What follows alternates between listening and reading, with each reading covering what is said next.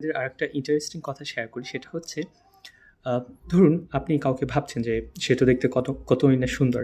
So আমি যদি তার মতো সুন্দর হতে পারতাম।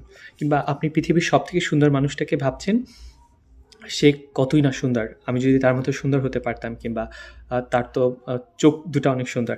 সো ঠিক ওই মানুষটাই আবার যাকে আপনি সুন্দর ভাবছেন, মানে আপনি যাকে বলছেন কতই না সুন্দর।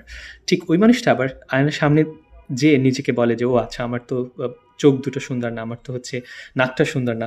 সো আপনি যাকে সুন্দর ভাবেন ঠিক সে একইভাবে ভাবে যে সে সেও কিন্তু ভাবে যে, "না আমার তো এইটা ভালো না, ওইটা ভালো না।" মানে পৃথিবীর যাকেই আপনি মানে সুন্দর ভাবে না কেন, মানে প্রত্যেকটা মানুষ তার নিজেকে ভাবে যে সে সুন্দর না।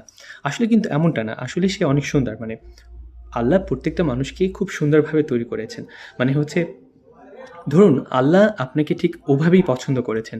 এর মানে হচ্ছে আমরা আসলে প্রত্যেকটা মানুষই দেখতে তাদের মানে নিজস্ব ওয়েতে, মানে তার মানে ঠিক ইউনিক ওয়েতে হচ্ছে আমরা প্রত্যেকটা মানুষই হচ্ছে সুন্দর।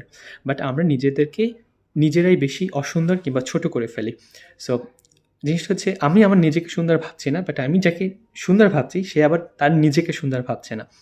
মানে আমি আমার আয়নার সামনে যেয়ে আমার নিজের ভুল ধরার চেষ্টা করি যে আমি তো সুন্দর না। ঠিক আমি যাকে সুন্দর ভাবি ওই মানুষটা আয়নার সামনে বলে, তো আমি তো দেখতে সুন্দর না। আমার পাটা এমন কেন? কিংবা আমার চোখটা এমন কেন? সো মানে জিনিসটা হচ্ছে এরকম যে এর মানে হচ্ছে যেটা দাঁড়ায় যে প্রত্যেকটা মানুষই সুন্দর আসলে। আমরা নিজেরাই হচ্ছে অসুন্দর তৈরি করে ফেলি।